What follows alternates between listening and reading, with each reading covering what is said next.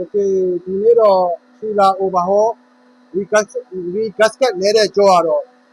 ပြီးသွားပြီကျွန်တော်တို့ gasket တွေလဲတာ stepper တွေလဲတာအဲ့တော့ဒီကောင်ကိုကျွန်တော်တို့ nitrogen နဲ့ pressure test လုပ်ထားတယ်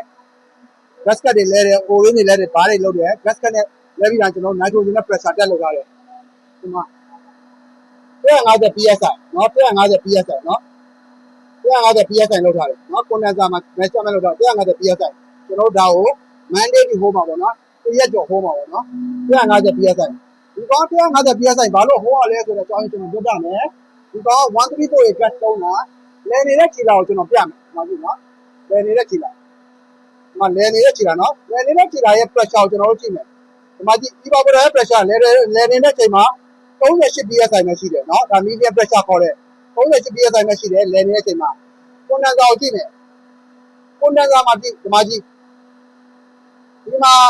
80ပဲရှိတယ်နော်90ပဲရှိတယ်နော် maximum က90ဒါ maximum ဟုတ်ပေါ့ဗျာလုံးမရှိဘူးဒီကောင်ဘယ်လောက်ရှိလဲဆိုတော့53ရာခိုင်နှုန်းပဲလေ100ရာခိုင်နှုန်းလဲရင်ဒီ condenser ရဲ့ pressure ကလောက်ရှိသွားမယ်ဆိုရင်130ရှိသွားမယ်130 psi ရှိတယ်130 140 psi ရှိတယ်နော်ဒီက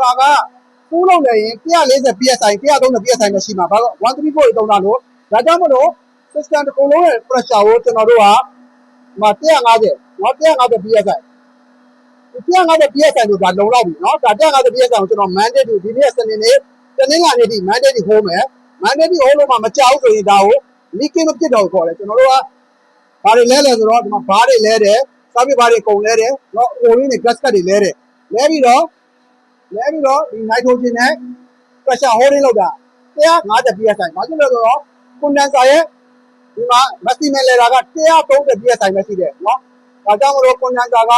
ဒီမှာ53ရာခိုင်နှုန်းလဲတဲ့ချိန်မှာ condenser pressure က100ပဲရှိတယ်100ရာခိုင်နှုန်းလဲဒီမှာ130 psi လောက်ရှိတယ်ဒါကြောင့်မလို့150 psi ဆိုရင်လုံလောက်တယ်เนาะဒါကြောင့်မလို့ကျွန်တော်တို့က pressure ကို150 hold တာဒါကို pressure ဘယ်လောက် hold ရမလဲဆိုတော့ pressure တက် nitrogen pressure တက်ဘယ်လောက်လုပ်ရမလဲလို့သိချင်တဲ့ညီကိုတွေတက်ဒါကြုံလုံးနဲ့ share ပြတာเนาะကြုံလုံးနဲ့ share ပြ